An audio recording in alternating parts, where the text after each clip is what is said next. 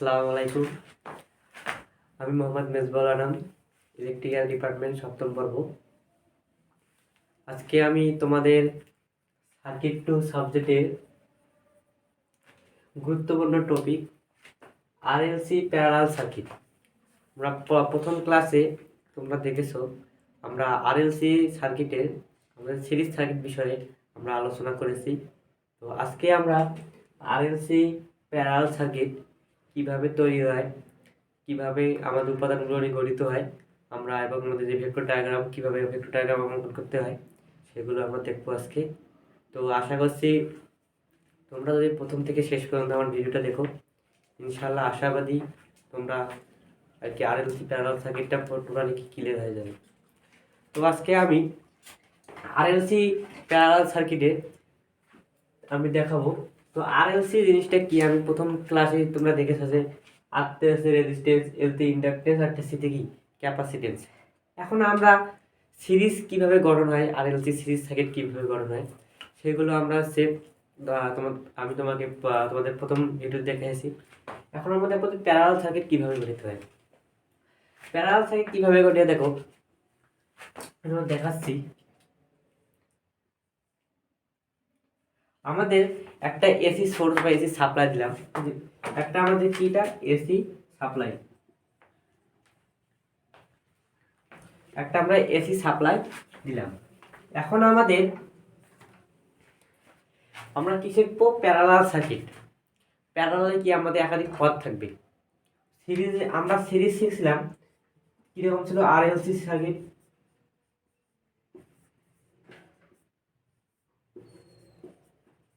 আমাদের RLC series circuit ছিল আমাদের দেখতে এরকম, অর্থাৎ আমাদের কি এক লাইনেই ছিল।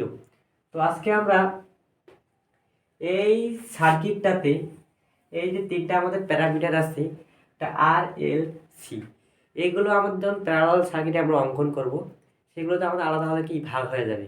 কীরকম ভাগ হয়ে যাবে আমি তোমাদের দেখাচ্ছি। দেখো, যখন আমরা সিরিজ করছি আমাদের এক লাইনে ছিল আর এল সি তিনটে প্যারামিটার। এবার দেখো আমাদের আমরা প্যারালাল করবো তখন আমার জিনিসটা কেমন হয় তোমরা দেখো। অর্থাৎ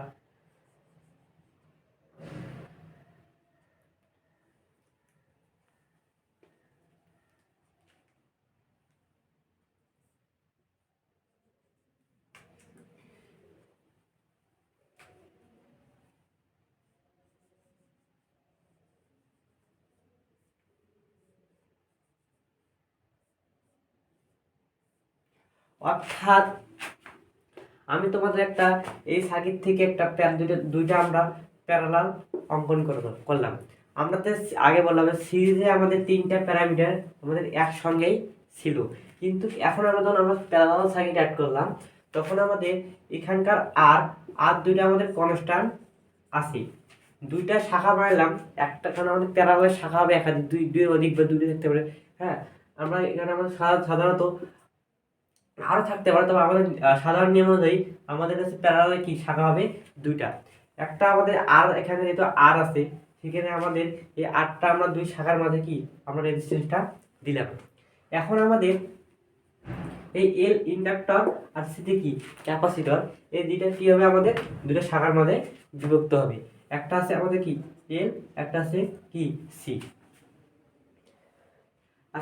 আশা করছি বুঝতে পারছো যে আমাদের সিরিজ সার্কিট থেকে কিভাবে দুইটা সার্কিট কি আমাদের ভাগ হয়ে গেল। আমাদের সিরিজে একটা ছিল আর প্যারালালে কি আমাদের দুইটা শাখা ছিল।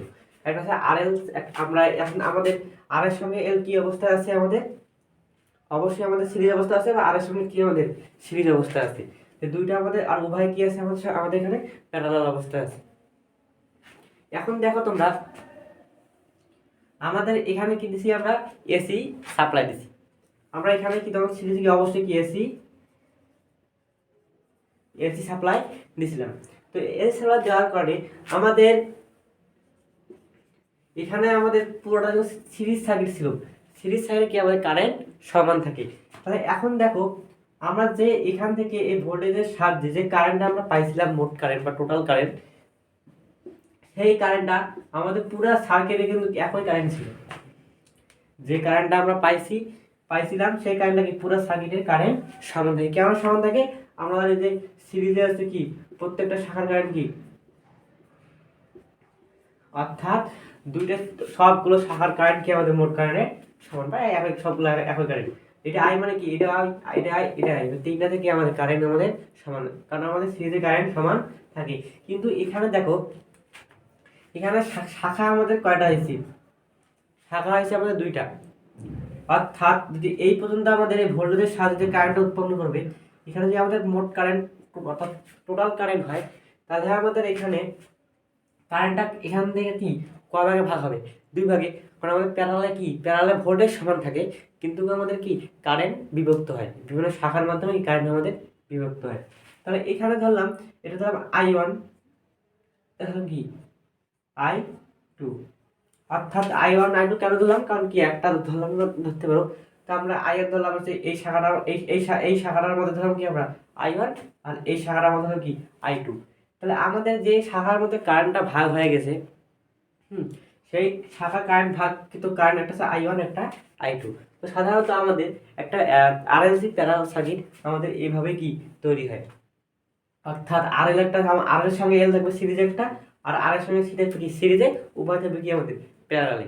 তো আমাদের আশা করছি বুঝতে পারছো, আমাদের সাধারণত যে RLC প্যারালাল সার্কিট এইভাবে আমাদের গঠন হয়। এখন দেখো, আমাদের যদি এই সার্কিট থেকে আমরা মোট কারেন্টটা বের করতে চাই, আমরা কি বের করতে চাই? মোট কারেন্ট বের করতে চাই। তাহলে আমাদের এখানকার কারেন্টে ভাগ হয়েছে, তারপর মোট কারেন্ট কখন কিভাবে পাবো? অর্থাৎ I1 যোগ হচ্ছে I2, অর্থাৎ এই শাখার কারেন্ট আর এই শাখার কারেন্ট যদি বের করতে পারি, দুটো যোগ করলেই আমরা কি এই মোট কারেন্টটা বের করতে পারবো। এখন দেখো, এই কারেন্ট আমরা কিভাবে বের করবো? এই কারেন্ট আমরা কিভাবে বের করবো? তোমাদের সার্কিটের প্রথম অধ্যায়ে যতগুলো ম্যাথ পাবা সব এই প্যারালাল টাইপের ম্যাথ। হ্যাঁ, তারপর যখন সার্কিট 2 অধ্যায় পড়বা, 3 অধ্যায় তখন কি সিরিজ রিলেটেড ম্যাথ পাবা। তো প্রথম অধ্যায়ে আমাদের প্যারালাল রিলেটেড ম্যাথ আছে আমাদের। দেখো, আমি তোমাদের প্রথম ভিডিওতে শিখেছিলাম কি ইম্পিডেন্স। ইম্পিডেন্স মানে কি ছিল শিখেছিলাম? R plus J of XL minus কি এক্স সি, এটা আমি ইম্পিডেন্স শিখেছিলাম। এখন দেখো, মূলত ইম্পিডেন্সের উপাদানগুলো কি, এগুলো হচ্ছে আমাদের কি উপাদান। এখন এখানে দেখো, এখানে আমরা বলতে পারি না এখানে আর আছে এল।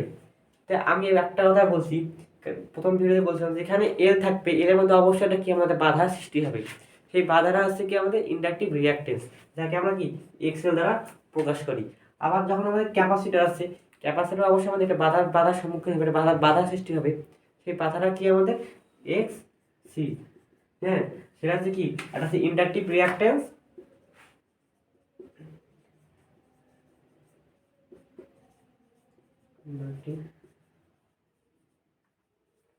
একটা ক্যাপাসিটিভ আমাদের রিঅ্যাকটেন্স। অর্থাৎ এক্সএলটা কি ইন্ডাকটিভ রিঅ্যাকটেন্স আর এক্সি কি ক্যাপাসিটিভ রিঅ্যাকটেন্স। তাহলে এখানে এল দেয়া আছে, তো অবশ্যই আমাদের একটা বাধা সৃষ্টি হবে না, অবশ্যই সেটা কি হবে আমাদের এক্স এল। তো এখানে আমাদের দেখো সি আছে, তো সির মধ্যে অবশ্যই একটা বাধা সৃষ্টি হবে, সেই বাধাটা কি আমাদের এক্স সি। তা আশা করছি বুঝতে পারছো। এখন দেখো, আমাদের যেহেতু আমাদের ইম্পিডেন্সের উপাদান এইগুলো উপাদান নিয়ে আমাদের কি গঠিত, তো এখন দেখো আমাদের কি করি আমরা। এখন আমাদের এখানে আর আছে এল আছে, তাহলে আমাদের এক্সেল, আমাদের যে একটা সূত্র মুখস্থ করো তোমরা, যে আই সমান সমান কি আমাদের ভি বাই জেড। তোমরা জানো, তোমরা সার্কিট বসছো, এই জিনিসটা জানো। হ্যাঁ, কারণ আই কারেন্ট কি বিতে ভোল্টেজ, যেটা কি ইম্পিডেন্স।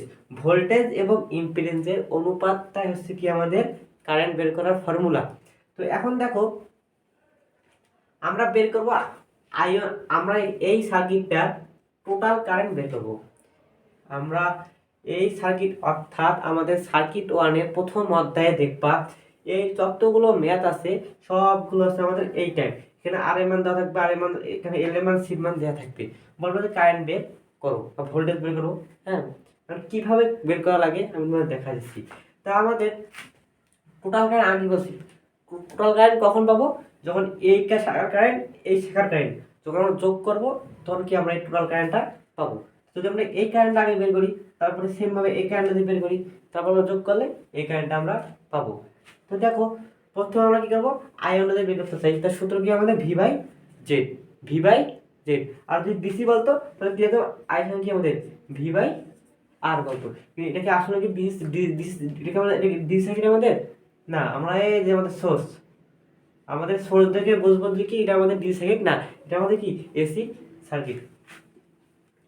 এখন দেখো প্যারালালে কি থাকে, সমান ভোল্টেজ সমান থাকে, আর সিরিজে থাকে কারেন্ট সমান। যেহেতু আমরা প্যারালালে কাজ করতেছি, আমরা প্যারালালে আসি, তো প্যারালালে ভোল্টেজ আমাদের সমান, প্যারালালে ভোল্টেজ সমান থাকলো, অর্থাৎ আমাদের ভোল্টেজ যা আছে তাই থাকলো।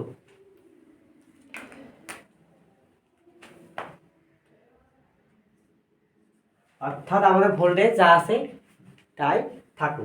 এখন আমাদের ভোল্টেজ বলতে কি, এই যে আমাদের সাপ্লাই ভোল্টেজটা, আমাদের সাপ্লাই ভোল্টেজের মান অলওয়েজ দেয়া থাকবে। অর্থাৎ একটা ম্যাথের মধ্যে আমাদের সাপ্লাই ভোল্টেজের মান দেয়াই থাকবে। এখন দেখো, এখন আমাদের যেটা কি ইম্পিডেন্স, আগে বলছি জেড আমাদের কি করে নির্ণয় হয়, R plus G of X L minus X C. এটা হচ্ছে সিরিজের ক্ষেত্রে, কারণ সিরিজে একসঙ্গে সবগুলো ছিল। এখন তুমি প্যারালালে দেখো তাহলে এখানে আর আছে এল আছে, তো এখানে আমরা ইম্পিডেন্স পাবো না, তো এখানটা কি এই ইম্পিডেন্সটা কি আমাদের জেড ওয়ান। আবার সেম ভাবে কি এই ইম্পিডেন্স আমরা কি জেড টু। এই এখানে একটা ইম্পিডেন্স পাবো, এখানে একটা ইম্পিডেন্স পাবো, কেন পাবো, কারণ ইম্পিডেন্স উপাদান কি আমাদের আর, এখানে আর আছে আমাদের, এখানে দেখো তো এল আছে, অবশ্যই কি এক্স এল পাবো। তো এখানকার ইম্পিডেন্স জেড ওয়ানটা বলতে কি পাচ্ছি আমরা বলতো, আর প্লাস জে অফ কি এক্স এল পাচ্ছি না, কারণ এল আছে, তাই এর আমাদের বাধা কি অবশ্যই আমাদের এক্স এল, আর এখানে আর তো আছে, আর তো কনস্ট্যান্ট দুটোতে আর তো আছে, তো এখানে কি পেলাম আমরা জেড ওয়ান ইম্পিডেন্স পেলাম। আবার সেম ভাবে যদি জেড টু ইম্পিডেন্স বের করো, এখানে আর তো আমাদের কনস্ট্যান্ট, দুইটা আর কি আমাদের কনস্ট্যান্ট। এখন দেখো আমাদের এক্সেল, এখানে কি আছে সি আছে, সিতে ক্যাপাসিটর, আর ক্যাপাসিটরের যে বাধা সেটা কি এক্সি, তো এক্সি কি আমাদের, এখন দেখো এই আটটা তো দেখলাম, কারণ এক্সেলটা কার মধ্যে ভাগ হয়ে গেল, এল এর মধ্যে, আর যেহেতু আমাদের পুরো সারাটাকে জেড ওয়ান ইম্পিডেন্স। এবং সেভাবে দেখো যখন আমরা এইটা বের করবো, তখন আমাদের কি এখানে সি আছে, আর সি বাধা কি এক্সি, সামনে কি আছে আমাদের মাইনাস, আমরা লিখতে পারি অর্থাৎ R minus G of X C. কেন সি, কারণ এই যে অর্থাৎ এইটা আমাদের ছিল হচ্ছে পুরো সিরিজ সার্কিটে, আর আমাদের প্যারালাল সার্কিটে কি হয়েছে, এই জিনিসটা দুই ভাগে ভাগ হয়ে গেছে, একটা এক্সেলটা ভাগ হয়েছে আর একটা কি এক্সি ভাগ হয়েছে। তা আমাদের এখানে কি পেলাম দেখো, ইম্পিডেন্স পেলাম এটা জেড ওয়ান আর কি জেড টু, এই শাখার ইম্পিডেন্স পেলাম জেড ওয়ান, আর এই শাখার কি জেড টু ইম্পিডেন্স পেলাম। তাহলে কারেন্ট কি এই সূত্র দিয়ে আমরা বের করতে পারবো না, অবশ্যই বের করতে পারবো। দেখো কিভাবে বের করি, যদি প্যারালাল ভোল্টেজ সমান থাকে, এই ভোল্টেজের জায়গায় আমাদের কি থাকবে, এখন আমাদের এখানে কি হবে জেড ওয়ান, আই ওয়ান মানে কি ভি ভাগ জেড ওয়ান, জেড ওয়ান তো অবশ্যই পাবা আর প্লাস জি ওয়ান, পাবো না এভাবে বের করতে, মান তো পাবে, এই মান দেওয়া থাকবে, আমাদের ভোল্টেজের মান দেওয়া থাকবে, এখানে আর এর মান 10 ওহম 15 ওহম ইত্যাদি দেওয়া থাকলো। আর এখানে এল, এখানে একটা জিনিস, এখানে তোমার এল এর মান দেওয়া থাকবে, এল এর মান এল বলতে কি ইন্ডাক্টর, আর ইন্ডাক্টরে কি হেনরি, তো এল বলতে মনে করো 0.2 হেনরি এরকম দেওয়া আছে। সেই এল এর মান থেকে আমাদের এই এক্সেল এর মানটা কনভার্ট করতে হবে। এখন দেখো কিভাবে কনভার্ট করা লাগে, দেখো আমাদের যদি এল এর মান থেকে এল থেকে এক্সেল নিয়ে আসি, তাহলে আমাদের এক্সেল এর বের করার সূত্র আছে, ফর্মুলা আছে কি, তোমরা জানো যে 2 পাই এফ এল, 2 পাই এফ এল, আরটা কি এক্স সি, 1/2 পাই এফ কি আমাদের সি। তো 2 পাই তো জানো এফ ফ্রিকোয়েন্সি, বাংলাদেশের কনস্ট্যান্ট ফ্রিকোয়েন্সি কত 50 হার্জ, এখানে 50 বসাই দিবা, আর এই যে এল, এই এল এর জায়গায় যে মানটা থাকবে আমাদের সেই মানটা এখানে বসাই দেবো। সহজে আমরা কি এখানে এক্স এর মানটা পাচ্ছি, আর আর এর মান তো এখানে দেওয়া আছে। আবার সেমভাবে আমরা কি জেড I2 বের করবো, তো আমরা কি শূন্য করে সির মান দেওয়া থাকবে, ওখানে বসে দিয়ে আমরা কি এক্স এর মানটা বের করবো।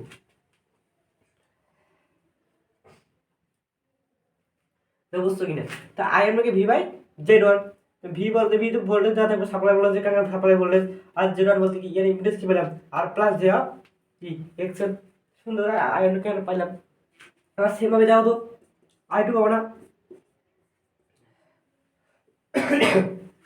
দেখো ভি বাই জেড টু, কারণ ভোল্টেজ আমাদের কনস্ট্যান্ট প্যারালাল ভোল্টেজ সমান থাকে, আর জেড টু বলতে কি পেলাম এখানে R minus J of X C.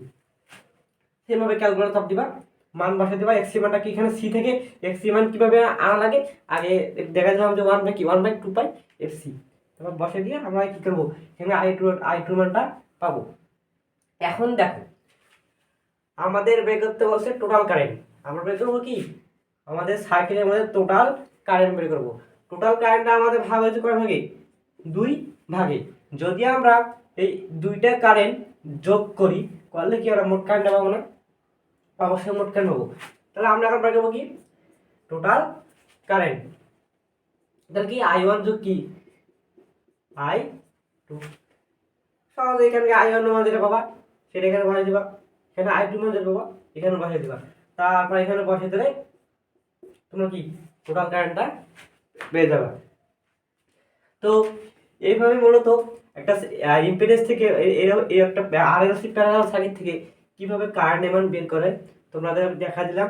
এরপর আমাদের এটা হচ্ছে ইম্পিডেন্স নিয়মে।